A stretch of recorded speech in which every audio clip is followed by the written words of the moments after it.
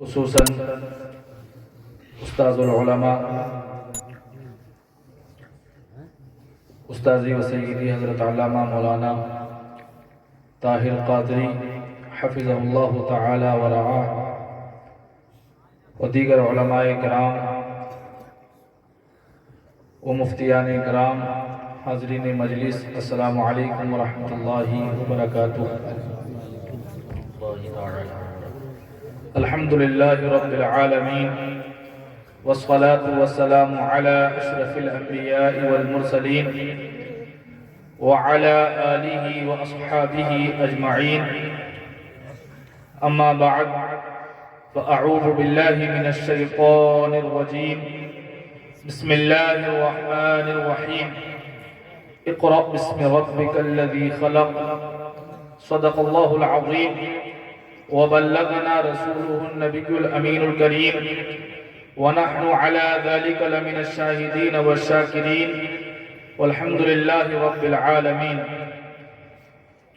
يا أيها المشتاقون بنور جماله، بلغ العلا بكماله، كشف الدجى بجماله، حسنت جميع خصاله، صلوا عليه وآله وأصحابه وسلموا تسليما۔ ایک مرتبہ جھوم جھوم کر آقا کریم صلی اللہ علیہ وسلم کی بارگاہ عالیہ میں درود پاک کا نذرانِ عقیدت پیش کریں۔ پڑھیں باواز بلند، اللہم صلی علی سیدنا و شفیعنا و حبیبنا و مولانا محمد مبارک وسلم، صلاۃ و سلام علیک یا رسول اللہ صلی اللہ تعالی علیہ وسلم۔ آج میرے لیے بڑی خوشی کی بات ہے کہ اللہ رب العزت نے مجھے اس قابل بنایا کہ میں آج اپنے مشفق و مہربان استاذ، بلکہ میں تو یہی کہوں گا جتنے لوگ اسٹیج پر بیٹھے ہیں سب کے جو ہے تقریباً حضرت علامہ مولانا طاہر القادری حفظہ اللہ تعالی ورعاہ استاذ ہیں۔ اللہ پاک حضرت کی عمر میں برکتیں عطا فرمائے اور ان کا سایہ ہم سب کے سروں پر دراز فرمائے، آمین۔ تو یقیناً یہ ایک شاگرد کے لیے بڑی خوشی کی بات ہوا کرتی ہے کہ اپنے استاذ کے سامنے ان کی شفقتیں اور ان کی محبتوں کو سایہ بناتے ہوئے استاذ کے سامنے کچھ بولنے کی لب کشائی کرے۔ اللہ پاک مجھے حق کہنے کی اور آپ کو سننے کی توفیق عطا فرمائے، آمین۔ یقیناً قابل مبارکباد ہے آپ تمام بستی والے، گاؤں والے اور خصوصاً حضرت مفتی مستقیم رضا اور مفتی زبیر رضا حفظہم اللہ تعالی ورعاہما کے والدین کہ اللہ رب العزت نے اپنے فضل و کرم سے آپ کو، اس بستی کو اللہ نے دو مفتیان کرام عطا فرمائے۔ دو مفتیان کرام، یہ کوئی معمولی چیز نہیں ہے، بلکہ یہ اللہ کا بہت بڑا فضل و کرم اور احسان ہے اس بستی پر کہ اللہ نے اس بستی کے اندر ایک ساتھ دو مفتیان کرام عطا فرمائے اس بستی کو۔ تو قابل مبارکباد ہیں آپ حضرات، اور خصوصاً ان دونوں حضرات کے والدین اور والد، اور مجھے ابھی تھوڑی دیر قبل بتایا حضرت بیٹھے ہیں، تشریف فرما ہے، میں نام سے واقف نہیں ہوں، کہ ان کے والد محترم نے بڑی محنتیں کر اور بڑے لگاؤ کے ساتھ ان دونوں حضرات کو پڑھایا ہے، اور دیکھیں اللہ نے ان کی محنت کا نتیجہ ان دونوں حضرات کی شکل میں انہیں عطا بھی فرمایا ہے۔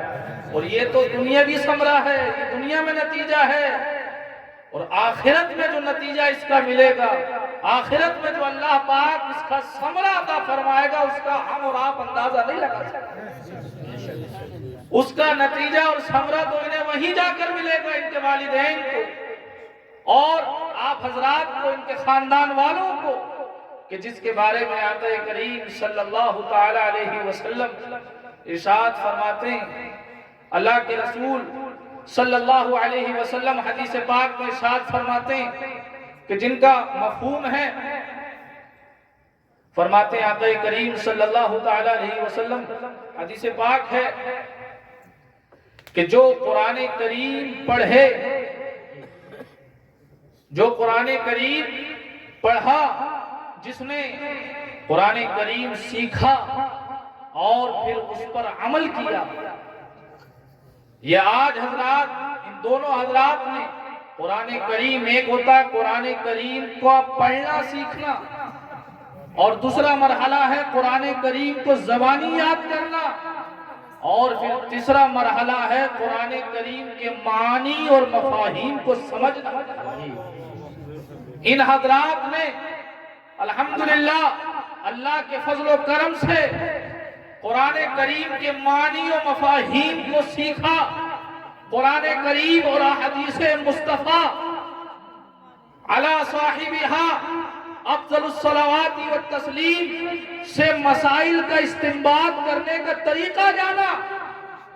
اللہ کے رسول صلی اللہ علیہ وسلم ایسے لوگوں کے بارے میں خوشخبری سناتے ہوئے ارشاد فرماتے ہیں کہ جو قرآن کریم پڑھے، سیکھے، اس کے معنی و مفاہیم کو جانے اور اس پر پھر عمل کرے. اللہ کے رسول ارشاد فرماتے ہیں البس والداہ تاجا من نور. اللہ کے رسول فرماتے ہیں کل قیامت کا دن ہوگا، اس کے والدین کو نور کا ایک تاج پہنائے. واہ واہ واہ، سبحان اللہ سبحان اللہ. اس کے والدین کو نور کا تاج پہنایا جائے گا. قرآن کریم کو پڑھنے والے، قرآن کریم کو سیکھنے والے اور پھر سیکھ کر اس پر عمل کرنے والے کے لیے اللہ کے رسول صلی اللہ علیہ وسلم نے ان کے والدین کے لیے خوشخبری سنائی ہے. تو یہ تو آج یہ دنیا میں ان کا نتیجہ ملا ہے ان کے والدین کو. آپ اس کو ڈال دیں ایک بار میں ڈسٹرب ہو رہا. درود پاک پڑھیں اللہم صلی علی سیدنا و شفیعنا و حبیبنا مولانا محمد مبارک وسلم صلاة و سلام علیکہ یا رسول اللہ صلی اللہ تعالی علیہ وسلم. تو میں عرض کر رہا تھا کہ یہ تو دنیا میں ان کے والدین کے لیے خوشی کا موقع ہے اور ان کی محنتوں کا صلہ اللہ نے انہیں عطا فرمایا. ابھی تو ان کی زندگی بہت باقی ہے، اللہ پاک ان کی عمروں میں برکتیں عطا فرمائے. اور اصل خوشی اور اصل اس کا نتیجہ اور اس کا ثمرہ اور اس کا پھل کل قیامت کا دن حاصل ہوگا ان کے والدین کو، کہ اللہ کے رسول جن کے بارے میں ارشاد فرماتے کہ جو قرآن کریم سیکھے، پڑھے، سیکھے اور پھر عمل کرے، تو اللہ کے رسول نے اس کے والدین کو بڑی خوشخبری سنائی ہے. فرماتے ہیں البس والداہ تاجا من نور. اللہ کے رسول فرماتے ہیں قیامت کے دن اس کے والدین کو نور کا تاج پہنایا جائے گا، روشنی کا تاج پہنایا جائے گا اس کے والدین کو. کتنی بڑی خوش نصیبی ہے. اور آقا فرماتے ہیں اس نور کے تاج، اس روشنی کی تاج کی چمک اور دمک کا عالم کیا ہوگا، اس کی چمک کیسی ہوگی. اللہ کے رسول فرماتے ہیں ضوءہ مثل ضوء الشمس. اس تاج کی جو انہیں پہنایا جائے گا اس کے والدین کو، اس کی چمک اور دمک کا عالم یہ ہوگا کہ اس کی روشنی ایسی ہوگی جیسے کہ سورج چمکتا ہے، جیسے کہ سورج چمکتا ہے. اور ایک حدیث پاک میں تو یہ ہے کہ سورج کی روشنی سے بھی زیادہ استاد کی روشنی. جو ایک عالم دین کے والدین کے سروں پر تاج رکھا جائے گا. اور اللہ کے رسول فرماتے ہیں بس اسی پر اکتفا نہیں کیا، ایک تاجی نہیں بلکہ فرماتے ہیں کہ وَيُلْبَسُ وَالِدَاهُ حُلَّتَيْن. اور کل قیامت کے دن اس کے والدین کو 2 جوڑے عطا فرمائے جائیں، جوڑے دیے جائیں گے، جوڑے پہنائے جائیں گے. ایک تاج سر پر اور اوپر سے جوڑے قیامت کے دن. اور فرماتے ہیں اللہ کے رسول لا تقوم لہما دنیا. وہ جوڑے ایسے ہوں گے کہ دنیا بھی ان کا مقابلہ نہیں کر سکتی. دنیا بھی ان جوڑوں کا مقابلہ نہیں کر سکتی. یہ دنیا میں تو کیا، آخرت کا منظر اللہ کے رسول فرما رہے ہیں ارشاد کہ آخرت میں نتیجہ یہ ہوگا اگر با عمل عالم دین ہو، حافظ قرآن ہو، پڑھنے والا ہو، اللہ پاک اس کو بھی نعمتیں عطا فرمائے گا اور ساتھ میں اس کے والدین اور گھر والوں کو بھی اس کی جزا عطا فرمائے گا۔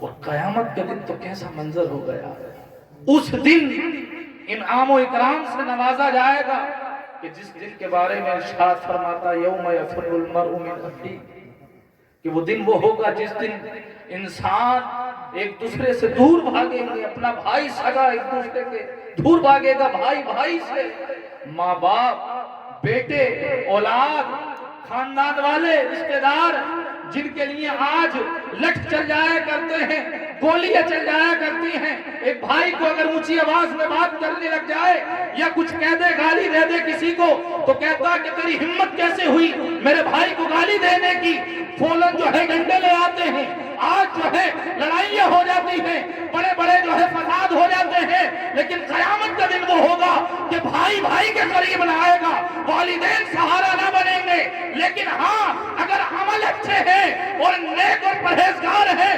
متقی ہیں، اور اللہ کے رسول صلی اللہ علیہ وسلم نے جن لوگوں کے بارے میں شفاعت کی خوشخبری سنائی ہے، وہاں پر ان لوگوں کی شفاعت کام آئے گی، اور انہی میں ہے علماء کرام۔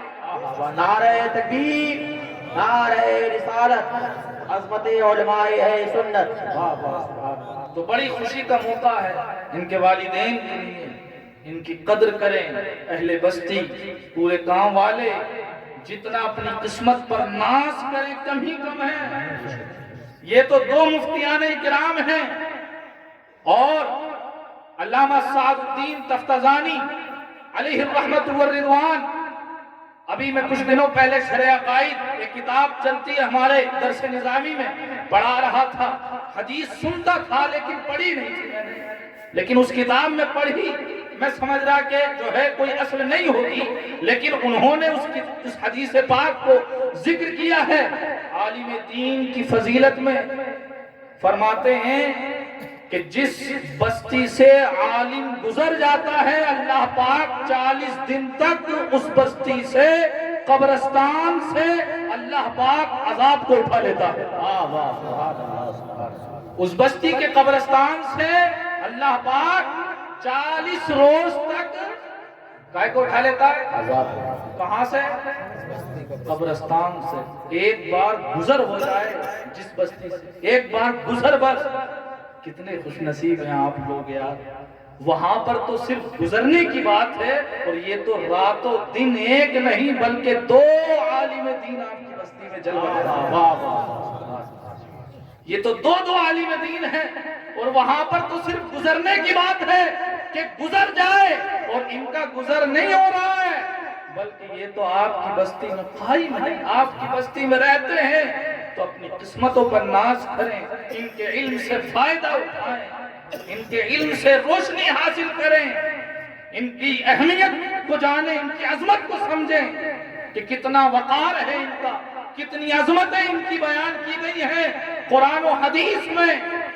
اللہ کے رسول صلی اللہ تعالیٰ علیہ وسلم نے جہاں دیگر فضائل احادیث میں بیان فرمائے، اللہ کے رسول صلی اللہ علیہ وسلم کی ایک حدیث پاک ایسی بھی ہے کہ جس کا مفہوم ہے کہ جو عالم دین ہوا کرتا ہے، جو لوگوں کو بھلائی سکھاتا ہے، اس کی مغفرت و بخشش کی دعا ہر چیز کیا کرتی ہے، ہر چیز اس کی مغفرت و بخشش کی دعا کیا کرتی ہے، یہاں تک کہ حدیث پاک کے الفاظ ہیں، فرماتے ہیں حتی الحیتان فی الماء، سمندر کی مچھلیاں بھی اس کے لیے مغفرت و بخشش کی دعا کیا کرتی ہیں، سمندر کی جو ہے مچھلیاں بھی اس کے لیے مغفرت و بخشش کی دعا کیا کرتی ہیں۔ تو ایک عالم دین کے مقام کو جانیں، اللہ نے آپ کو یہ عظیم دولت اس بستی کے اندر پیدا فرمائی ہے، اللہ نے آپ کو 2 مفتیوں کی شکل میں یہ دولت عطا فرمائی ہے، ان کی قدر کریں، ان کی عظمت کو سمجھیں، ان سے فائدہ حاصل کریں، ان کے علم سے روشنی حاصل کریں۔ ہوتا یہ ہے کہ جناب ہمارے یہاں تو مقولہ ہے کہ گھر کی مرغی دال برابر، ان کی عزت نہیں ہوتی ہے، ان کا ادب احترام نہیں ہوا کرتا ہے۔ ہماری بستیوں کے اندر اچھے عالم دین ہوتے ہیں، اچھے مفتیان کرام ہوتے ہیں، لیکن ہماری نظروں میں ان کی کوئی عظمت نہیں ہوتی، ان کا کوئی وقار نہیں ہوتا۔ ہماری بستیوں کے اندر بہت سے عالم دین ایسے ہوا کرتے ہیں جو پورے علاقے کے استاد ہوا کرتے ہیں، لیکن ہماری نظروں اہمیت نہیں ہوا کرتی. 1-2 گھنٹے کے لیے اگر ہم باہر سے بلائیں ان کو 10,000 15,000 20,000 کا نذرانہ دیتے ہیں. 2 گھنٹے تقریر کرتا ہے, 1 گھنٹے تقریر کرنے کے لیے ہماری نظروں میں بڑی عزت ہوا کرتی ہے, بڑے مولانا ہیں, بڑے مفتی ہیں. لیکن ہماری بستیوں میں جو عالم دین خود پیدا ہوتے ہیں, جو ہماری بستیوں کے اندر مفتیان کرام موجود ہوا کرتے ہیں, افسوس ہے ہماری نظروں میں ان کی اہمیت نہیں ہوا کرتی ہے, ہماری نظروں میں ان کی وقت نہیں ہوا کرتی ہے. تو آج ہمیں جو ہے پوری معاشرے کو, پورے سماج کو اپنے علماء کرام کی عزت کرنی ہوگی. اپنے بستیوں کے, اپنے علاقوں کے, اپنے گاؤں کے علماء کرام کے علم سے روشنی حاصل کرے. کیوں؟ اس لیے کہ علماء کرام ارشاد فرماتے ہیں العلماء فی الارض مثل نجوم السماء. فرماتے ہیں علماء کرام زمین کے اندر ایسے ہیں جیسے کہ آسمان میں تارے. جس طریقے سے مسافر تاروں کے ذریعے اپنے راستے کی منزلوں کو طے کیا کرتا ہے, اس طریقے سے زمین کے اندر علماء کرام لوگوں کو ہدایت و روشنی کی جو ہے چالیں چلایا کرتے ہیں, ہدایت و روشنی بانٹا کرتے ہیں, ہدایت و رہنمائی ان کو دیا کرتے ہیں. علماء کرام جس طریقے سے آسمان میں تارے ہیں, پہلے ہوتا یہ تھا ان لائٹوں کا انتظام نہیں, پہلے روڈ نہیں تھے, لوگ سمندروں میں سفر کیا کرتے تھے, پانی میں چل رہے ہیں یا خشکی میں سفر کر رہے ہیں, تاروں کے ذریعے جو ہے اپنی منزلوں کو طے کیا کرتے تھے, تاروں کے ذریعے اپنے راستے چلا کرتے تھے. لیکن جس طریقے سے, اسی لیے مثال بیان فرمائی, جس طریقے سے لوگ آسمانوں کے ذریعے سفر طے کیا کرتے ہیں, جس طریقے سے تارے ہیں آسمان میں, اسی طریقے سے زمین میں علماء کرام ہیں کہ وہ لوگوں کو ہدایت دیتے ہیں, لوگوں کی رہنمائی کرتے ہیں, ان کو حلال و حرام کے مسائل بتائے. نعرہ تکبیر, نعرہ رسالت, نعرہ غوثیت, مسلک اعلیٰ حضرت فیضان حضور مفتی اعظم. واہ واہ سبحان اللہ. تو ان علماء کرام یہ ذریعہ ہے ہدایت اور رہنمائی کا, یہ ذریعہ ہے ہدایت کا. آپ ان کے ذریعے اپنی دنیا بھی آباد کر سکتے ہیں اور اپنی آخرت بھی آباد کر سکتے ہیں. لیکن شرط یہ ہے کہ ان سے اکتساب فیض کریں, ان سے مسائل پوچھیں کہ حضرت ہمیں نماز کا طریقہ بتائیے, ہمیں وضو کا طریقہ بتائیے, ہمیں غسل کا طریقہ بتائیے. ہوتا یہ ہے کہ آج اگر دیکھا جائے تو بزرگوں میں سے اکثر نوجوان بزرگ تو کچھ یاد بھی ہیں, لیکن اکثر نوجوان کا حال یہ ہے 95 اگر میں % کہہ دوں تو جنہیں غسل اور وضو کا طریقہ یاد ہے, غسل اور وضو کا طریقہ یاد نہیں ہے. نماز تو دور کی بات, الحمد شریف ہمارے یاد نہیں, کوئی صورت ہمارے ڈھنگ سے یاد نہیں, نماز کا طریقہ یاد نہیں, اور دوسری چیزیں تو ہمارے بچوں کے بہت یاد ہیں. اس سے زیادہ افسوس کی بات کیا ہو سکتی ہے؟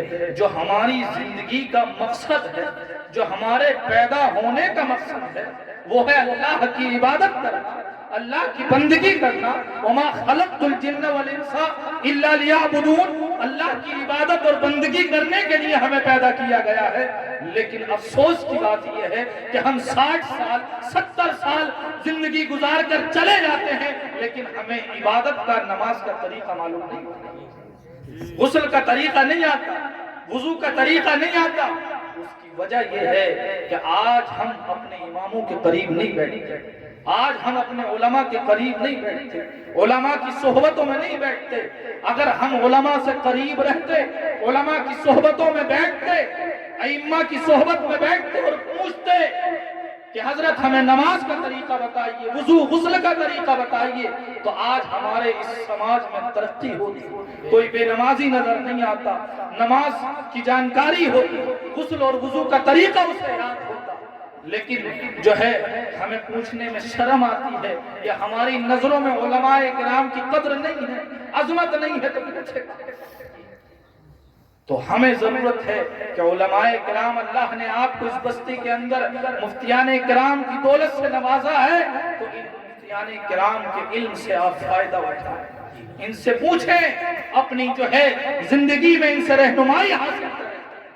اللہ کے رسول صلی اللہ علیہ وسلم کی وراثت کا تاج ان کے سروں پر رکھا گیا ہے۔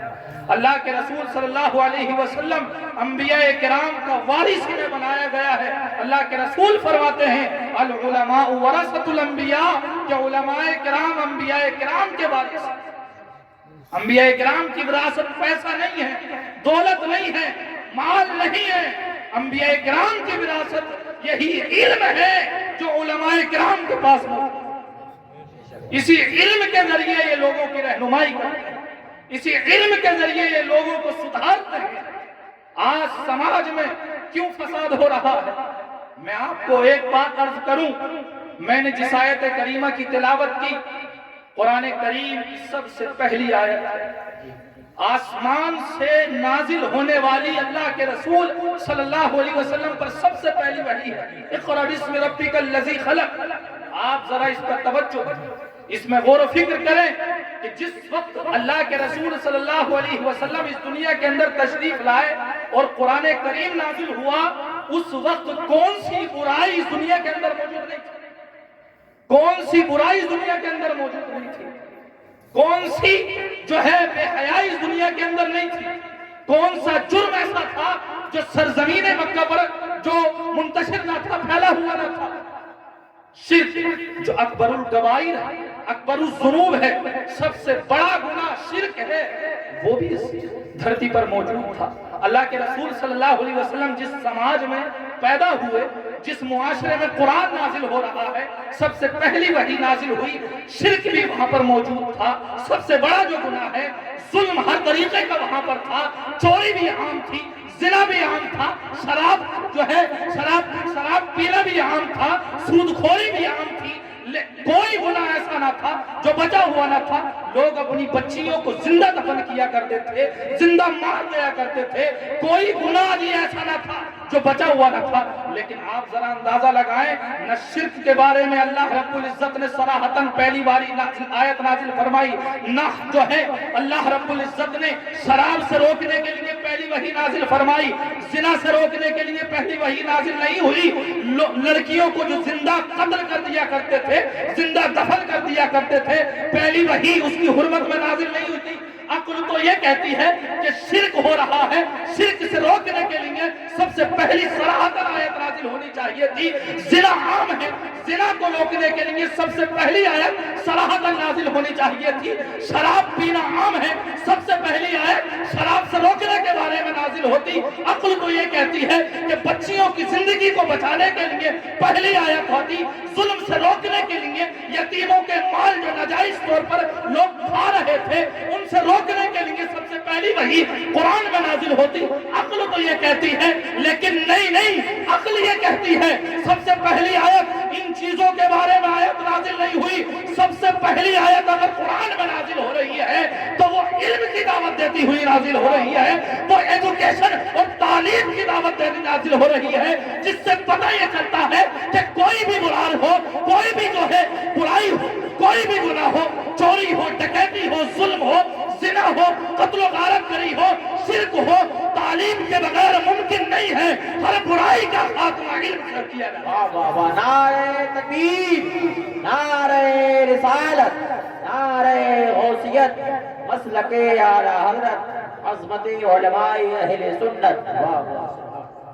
تو آپ ذرا اندازہ لگائیں، قرآن کریم پر آپ توجہ کریں، اس کی تفاسیر پڑھیں، آپ کو معلوم ہے، سنتے ہیں کہ ہر طریقے کا گناہ اس وقت میں موجود تھا، کیسے کیسے گناہ وہاں پر تھے، لیکن قرآن عظیم، قرآن کریم کی سب سے پہلی وحی جو نازل ہوئی ان گناہوں سے روکنے کے لیے نہیں آئی، سب سے پہلی وحی صراحتاً۔ کیوں؟ علماء فرماتے ہیں اس کی وجہ قرآن کریم میں سب سے پہلی آیت تعلیم کا حکم دیتی ہوئی نازل ہوئی، جس سے پتہ یہ چلتا ہے کہ اگر انسان کے پاس تعلیم ہے، انسان کے پاس علم ہے، تو علم ہر برائی کو ختم کر سکتا ہے۔ علم کے ذریعے ہر گناہ کو ختم کیا جا سکتا ہے۔ علم کے ذریعے، اسی لیے فرماتے ہیں کہ جہالت تاریکی ہے اور علم روشنی۔ علم روشنی ہے، اسی لیے فرماتے علماء کرام، آپ نے سنا ہوگا کہ حضرت موسیٰ علی نبینا علیہ الصلوۃ والتسلیم نے جب اعلان نبوت فرمایا اور لوگوں کو اللہ رب العزت کی طرف دعوت دی، تو موسیٰ نے کیا کہا، فرعون نے کیا کہا؟ فرعون نے جب حضرت موسیٰ نے اپنے معجزے دکھائے، عصا ڈالا، ید بیضا دکھایا کہ ہاتھ جو ہے روشن ہو گیا، عصا ڈالا، اپنے نشانیاں دکھائیں جو معجزے آپ کو دیے تھے، تو فرعون نے کہا یہ تو جادو ہے۔ فرعون نے کہا یہ جادو ہے، لہذا اپنی مملکت، اپنی سلطنت کے بڑے سے بڑے جادوگروں کو اس نے ایک جگہ اکٹھا کرنے کا حکم دیا۔ ساری سلطنت کے بڑے بڑے جادوگروں کو اکٹھا کیا گیا۔ جب جادوگر اکٹھا ہوئے، آئے، حضرت موسیٰ نے کہا کہ اپنا آپ جادو دکھائیے، اپنا جادو دکھائیے۔ ان لوگوں نے اپنا جادو دکھایا، سانپ بنائے، رسیاں ڈالی، رسیوں کے سانپ بن گئے۔ قرآن کریم میں ذکر ہے یہ سب، واقعہ بہت لمبا ہے، لیکن میں آپ کو بتانا چاہوں گا کہ علم کے ذریعے انسان کس طریقے سے روشنی حاصل کرتا ہے، علم انسان کس طریقے سے ہدایت اور رہنمائی کا ذریعہ ہوتا ہے۔ تو جب جادوگر آ گئے پوری سلطنت کے، انہوں نے اپنا جادو دکھایا، رسیاں ڈالی تو رسیاں ان کی سانپ بن گئی۔ حضرت موسیٰ نے بھی اپنا عصا مبارک ڈالا، آپ کا عصا بھی سانپ کی شکل اختیار کر گیا۔ جس عصا نے جو سانپ کی شکل میں تھا، ان سارے سانپوں کو کھا لیا جو جادوگروں نے ڈالی تھی، جو رسیاں ڈالی تھی۔ جادوگروں نے جب دیکھا کہ یہ ہمارے سانپ تو ان کا سانپ جو عصا تھا سب کھا گیا ہے، تو فوراً سجدے میں گر گئے اور فوراً حضرت موسیٰ پر ایمان لے آئے۔ جادوگر کیوں؟ لیکن فرعون ابھی ایمان نہیں لایا۔ فرعون تو یہ کہتا ہے ربکم الاعلی، میں ہی تمہارا سب سے بڑا رب ہوں۔ جادوگر ایمان لے آئے لیکن فرعون ایمان نہ لایا۔ کیوں؟ اس کی وجہ یہ ہے کہ فرعون کے پاس اس جادو کا علم نہیں تھا، اسے نہیں پتا تھا یہ جادو ہے یہ کیا ہے۔ ان جادوگروں کو علم تھا، اسی لیے تو انہیں پتا تھا کہ ہم سے بڑا تو جادوگر جو ہے کوئی نہیں ہے، ہم سب سے بڑے جادوگر ہیں۔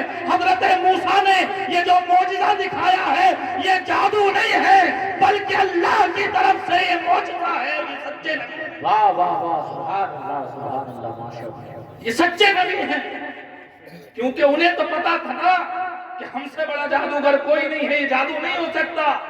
وہ جانتے تھے، ان کے پاس جادو کا علم تھا، اگرچہ جادو کا علم تھا، اس علم کی وجہ سے انہیں اللہ رب العزت پر وہ ایمان لے آئے، اللہ کی عبادت کرنے لگے۔ اور کیسے عبادت میں پختہ ہوئے، کیسے ایمان میں پختہ ہوئے کہ فرعون نے دھمکی بھی دی تو وہ پھر اپنے ایمان سے باز نہیں آئے، پھرے نہیں، حضرت موسیٰ پر وہ سچا ایمان آئے۔ اسی لیے علم کے ذریعے ہدایت و رہنمائی حاصل ہوتی ہے۔ لہذا ضروری ہے کہ آج اپنے بچوں کو ہم سب لوگ علم دین سے آگاہ، علم دین سکھائیں۔ اللہ کے رسول صلی اللہ علیہ وسلم نے ارشاد فرمایا، ادبوا اولادکم علی ثلاث خصال، اپنی اولاد کو 3 چیزیں سکھاؤ، اپنی اولاد کی تربیت 3 چیزوں پر کرو، حب نبیکم وحب اہل بیتہ۔ پہلی چیز تو یہ ہے کہ اپنے نبی کی محبت ان کے سینوں میں پیدا کرو، اپنے نبی کی محبت انہیں سکھاؤ۔ اور دوسری چیز یہ ہے کہ نبی کے گھر والوں کی محبت سکھاؤ۔ اور تیسری چیز اللہ کے رسول فرماتے ہیں وَتِلَاوَةِ الْقُرْآنِ، اپنے بچوں کو قرآن کریم کی تلاوت سکھاؤ، اپنے بچوں کو قرآن کریم کی تلاوت سکھاؤ۔ آج ذرا ہم سوچیں، ہمارے سماج میں جو اللہ کے رسول نے ہمیں اپنے بچوں کو 3 چیزیں سکھانے کا حکم دیا ہے، کسی ایک چیز پر آج ہمارا عمل ہے؟ کسی ایک چیز پر ہمارا آج عمل ہے؟ نہیں ہے۔ نہ تو ہم اپنے نبی کی محبت میں سکھا رہے ہیں، نہ اہل بیت اطہار کی محبت کا انہیں پتا ہے، اور نہ قرآن کریم کی تلاوت اس کو سکھانے کے ہم قریب ہیں۔ آج جسے دیکھو انگلش پڑھانے کا بھوت سوار ہے، اسکول کا بھوت سوار ہے۔ یقیناً پڑھائیں، اسلام تعلیم سے روکتا نہیں ہے، لیکن سب سے پہلے ضروری ہے تو وہ قرآن کریم کی تلاوت سکھانا، قرآن کریم کی تلاوت سکھانا ضروری ہے۔ آج حب نبی، محبت نبی کیسے سکھائیں گے جب ہمیں نبی کریم صلی اللہ علیہ وسلم کی سیرت کا علم نہیں ہے؟ نبی کیسے چلتے تھے، نبی کیسے کھاتے تھے، کیسے اٹھتے تھے، کیسے بیٹھتے تھے؟ جب آج ہمیں علم ہی نہیں ہے تو ہم اپنے نبی کی محبت کیسے ان کے دلوں میں پیدا کر سکتے ہیں؟ کیسے اپنے بچوں کو آج نبی کریم صلی اللہ علیہ وسلم کی محبت ہم سکھا سکتے ہیں؟ اس کے لیے ضروری ہے کہ نبی کریم صلی اللہ علیہ وسلم کی سیرت اپنے بچوں کو پڑھائی جائے۔ آج ہمارے گھروں کا ماحول کیا ہے؟ ماحول کا جائزہ لیں۔ آج ہمارے گھروں میں کتابوں کا وجود نہیں ہے، نبی کی سیرت ہم کہاں سے پڑھائیں؟ سیریل دکھانے سے ہمیں کہاں فرصت ہے؟ ٹی وی فلمیں ڈرامے دکھانے سے ہمیں کہاں فرصت ہے؟ تو بچے جیسا دیکھ رہے ہیں ویسی سیکھ رہے ہیں۔ کاش ہم نے نبی کی سیرت بتائی ہوتی تو آج ہمارے بچوں میں نبی کی محبت پیدا ہوتی، انہیں پتا ہوتا کہ ماں باپ کی عظمت کیا ہوا کرتی ہے، بھائی کا ادب و احترام کیا ہوا کرتا ہے، بزرگوں کے ادب کیسے کیا جاتا ہے۔ آج نہ ماں باپ کی عزت کا پتا ہے، نہ ماں باپ کے ادب و احترام کا پتا ہے۔ آج ماں باپ کو بچہ گالیاں دیتا ہوا نظر آتا ہے، گالی تو بہت جو ہے دور کی بات ہے، جناب آج مارنے تک کے لیے تیار ہے، گھروں سے باہر نکال دیے۔ کمی کس کی ہے؟ کمی کہیں نہ کہیں ہماری ہے کہ ہم نے اپنے بچوں کو اسلامی تربیت سے آراستہ نہیں کیا، اسلامی تعلیم سے آراستہ نہیں کیا۔ اگر ہم نے اپنے نبی کی سیرت پڑھائی ہوتی تو نبی کی سیرت میں یہ ہے کہ سرکار جو ہے اپنی رضائی والدہ کے لیے کھڑے ہو گئے تھے، ان کی عزت اور احترام کے لیے سرکار علیہ السلام کھڑے ہو گئے تھے۔ آج بچوں کو سکھایا ہوتا تو نبی کی حدیث یاد ہوتی کہ الوالد اوسط ابواب الجنہ، کہ والد جنت کے بیچ کا دروازہ ہے۔ جب ہمیں پتہ ہی نہیں ہے، حدیثوں سے ہمیں قریب نہیں کیا، تو آج ہمارے بچوں کو کہاں سے تربیت ہوگی؟ کہاں سے والدین کا ادب و احترام ان کے دلوں میں آگا؟ کہاں سے نبی کریم صلی اللہ علیہ وسلم کی محبت ان کے دلوں میں پیدا ہوگی؟ تو آج ضرورت ہے کہ اپنے بچوں کو اسلامی تعلیم سے قریب کریں، علم دین سے قریب کریں۔ اللہ کے رسول صلی اللہ علیہ وسلم کی اس حدیث پاک پر آج عمل کرنے کی ضرورت ہے کہ اپنے بچوں کو محبت رسول سکھائیں، اور محبت رسول اگر کسی چیز سے حاصل ہوگی وہ تو سیرت مصطفیٰ پڑھانے سیرت مصطفیٰ پڑھانے سے حاصل ہوگی۔ اور سیرت مصطفیٰ کہاں ملتی ہے؟ سیرت مصطفیٰ کہیں اور نہیں، سیرت مصطفیٰ انہی علماء کرام کے پاس، ان مفتیان کرام کے بارگاہوں میں آنا ہوگا، مدرسوں کے قریب اپنے بچوں کو کرنا ہوگا، تو سیرت مصطفیٰ آپ کو حاصل ہوگی۔ جب نبی کریم صلی اللہ علیہ وسلم کی وہ سیرت پڑھیں گے، آپ کے صبر کو پڑھیں گے، آپ کے توکل کو پڑھیں گے، آپ کی دین کی راہوں میں پریشانیاں جھیلنے کو پڑھیں گے، تب آپ کے بچوں میں جذبہ ایمانی پیدا ہوگا، سرکار سے محبت پیدا ہوگی۔ اور جب سرکار کی سیرت پڑھیں گے تو صحابہ کی بھی سیرت کا مطالعہ کریں گے کہ صحابہ کرام نے کس طریقے سے اپنی جانوں کو اس اسلام کی خاطر قربان کیا ہے، صحابیات نے کس طریقے سے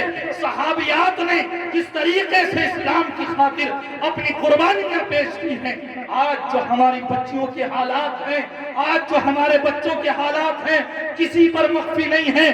جو لوگ سوشل میڈیا پر ہیں، موبائل کا استعمال کرتے ہیں، روزمرہ وہ آج جو ہیں دیکھ رہے ہیں کہ کتنی ہماری مسلم بچیاں آج غیروں کا بستروں پر کرم کر رہی ہیں، آج معاذ اللہ دین اسلام کو چھوڑ کر غیر کا دین اپنا رہی ہیں۔ قصور کس کا ہے؟ قصور ہمارا ہے جناب کہ ہم نے اسکولوں کی تو تعلیم دی ہے لیکن اسلامی تعلیم سے اپنی بچیوں کو دور رکھا ہے، دین مصطفیٰ سے ہم نے اپنی بچیوں کو دور رکھا ہے۔ ہماری آج مسلم بچیاں غیروں کے ساتھ جا رہی ہیں، وجہ کیا ہے؟ محمد عربی کا دین چھوڑ رہی ہے، جس دین نے ان کی عزت بچائی، جس دین نے، جس مذہب نے ان کی جانوں کی حفاظت کی، جس مصطفیٰ نے ان کو زندہ دفن ہونے سے بچایا، آج اسی اسلام کو چھوڑنے کے لیے آمادہ ہے، آج اسی اسلام کو لات مار کر وہ غیروں کے مذہب کو اپنا رہی ہے۔ کوتاہی کس کی ہے جناب؟ کوتاہی ہماری ہے۔ ہم نے اسکول اور کالجوں میں بھیجا دنیاوی ڈگریاں لینے کے لیے، لیکن مدرسوں کے ہم نے قریب نہیں کیا، اسلامی تعلیم ہم نے نہیں دی، ہم نے معاشرے کے لیے اپنی بچیوں کی عزتوں کو داؤ پر لگایا، اپنے پورے گھر کی عزت کو داؤ پر لگایا۔ جب غیر کے ہاتھ میں اپنا ہاتھ دے دیا اس نے، تب آپ جب ناک چھپانے سے کوئی فائدہ نہیں، چہرہ ڈھکنے سے کوئی فائدہ نہیں، قصور کسی اور کا نہیں ہے، قصور ہمارا ہے کہ ہم نے اپنی بچیوں کو اسلامی تعلیم سے دور رکھا۔ نعرہ تکبیر، نعرہ رسالت، نعرہ غوثیت، مسلک اعلیٰ حضرت، مذہب اسلام۔ یار جس مذہب نے ہماری بچیوں کی حفاظت پوری جو ہے، عورت کو وہ عزت دی، وہ مقام دیا کہ کوئی مذہب دنیا کا نہیں دے سکتا۔ آپ پڑھتے ہیں، سنتے ہیں کہ جس وقت سرکار علیہ السلام اس دنیا کے اندر تشریف لائے، جہالت کا وہ دور ہے، دور جاہلیت سے اس کو تعبیر کیا جاتا ہے، دور جاہلیت سے جب سرکار اس دنیا کے اندر تشریف لائے تو آپ سنتے ہیں کہ بچیوں کو جو ہے زندہ دفن کر دیا کرتے تھے، لیکن جب مصطفیٰ کریم صلی اللہ علیہ وسلم اس دنیا کے اندر تشریف لائے اور اعلان نبوت فرمایا تو اللہ کے رسول صلی اللہ علیہ وسلم نے وہ بھی بشارتیں سنائیں کہ لوگوں بچیاں دفن نہ کرو، بچیوں کو قتل نہ کرو، بلکہ ان کی پرورش کر کے ان کی جو شادی کر دے وہ جنت میں میرا قریبی ہے۔ ایسے عالم میں عورت کو کس نے عزت دی؟ یہ وہ ہم نے تاریخ اپنی بچیوں کو نہیں پڑھائی، یہ اسلامی تاریخ، اسلامی ہسٹری، مصطفیٰ کریم صلی اللہ علیہ وسلم کی یہ تعلیم ہم نے بچیوں کو نہیں دی، تو اس کا نتیجہ آج ہمارے سامنے۔ آج دنیاوی ڈگریاں حاصل کرنے کے لیے ہم نے اسکولوں میں بھیجا، کالجوں میں بھیجا، غیروں کی ہم نے باہوں میں ان کا ہاتھ دیا اور کہتے ہیں کہ حافظ صاحب ہم تو لے کر جاتے ہیں اور لے کر آتے ہیں، لے کر ہم گئے، لے کر آئے، لیکن اندر دیکھا کہ اندر کیا ہوا، اندر دیکھا کہ اندر کس کے ساتھ بیٹھی، کس کے ساتھ اٹھی۔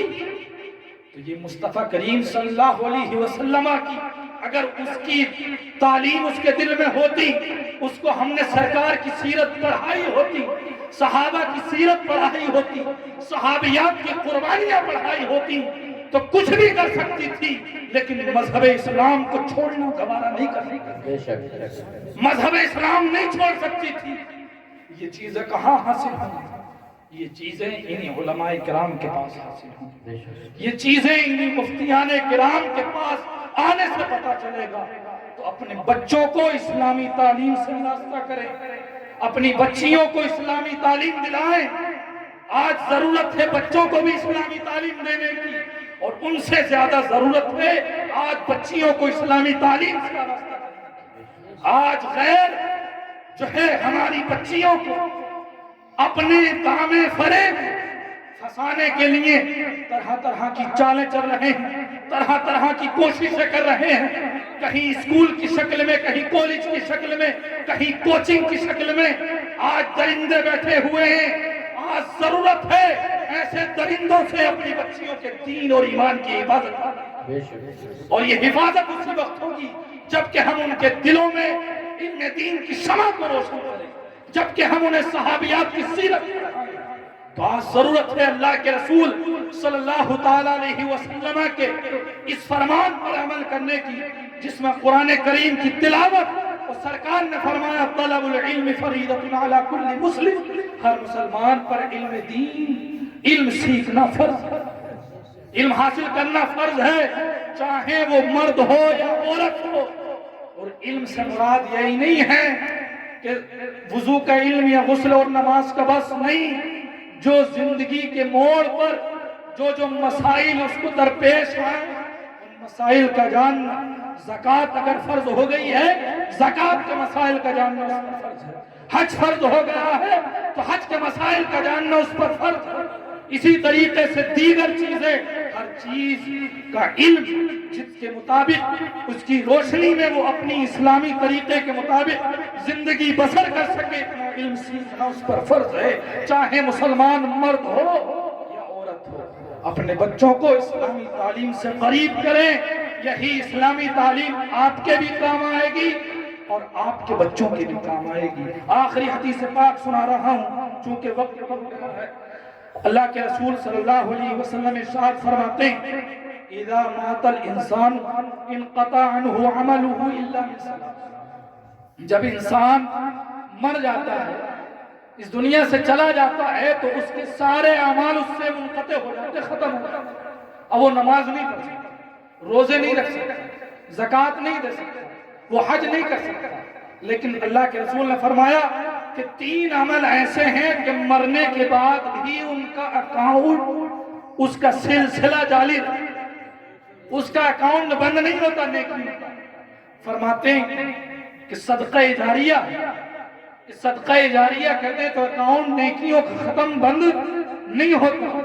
فرماتے ہیں نیک اولاد اگر چھوڑ کر چلا جائے تو اس نیک اولاد جتنی نیکیاں کرے گا اس کا سلسلہ مرنے کے بعد بھی قبر میں جاتا ہے۔ اور آخری چیز سرکار نے فرمائی او علم ينتفع به، یا ایسا علم چھوڑ کر چلا جائے جس سے فائدہ حاصل ہو۔ ایسا علم انسان چھوڑ کر چلا گیا ہے تو انسان قبر میں ہوگا، اگر 1000 سال بھی اس کو ہو گئے ہوں گے تو نیکیوں کا سلسلہ ختم نہیں ہوگا، 1000 سال بعد بھی اس کے خاتے میں نیکیاں جاتی ہیں۔ اس کے خاتے میں آج ہم بچوں کی تربیت کرتے ہیں، بچوں کو اچھی اچھی چیزیں دیتے ہیں، کوئی سوچتا ہے کہ بچوں کے لیے بینک بیلنس چھوڑ جائیں تو اس میں ہماری کامیابی ہے، بچوں کے لیے اچھا گھر چھوڑ جائیں، عالی شان عمارت چھوڑ جائیں، اس میں ہماری کامیابی ہے، پیسہ دولت چھوڑ جائیں، پلاٹ چھوڑ جائیں، زمین چھوڑ جائیں، اس میں ہماری کامیابی ہے۔ نہیں، مسلمانوں کامیابی اس میں نہیں ہے کہ بچوں کو اچھا پیسہ چھوڑ جاؤ، دولت چھوڑ جاؤ، پلاٹ چھوڑ جاؤ، زمینیں چھوڑ جائیں، یا عالی شان عمارت چھوڑ جائیں، یا شادیاں اچھی کر جائیں، یہ حقیقی کامیابی نہیں ہے۔ کامیابی یہ ہے کہ آپ اس دنیا سے جب جائیں تو بچوں کو اچھی تربیت کر کے جائیں، اس کو علم دین کی شمع اس کے دل میں روشن کر کے چلے جائیں۔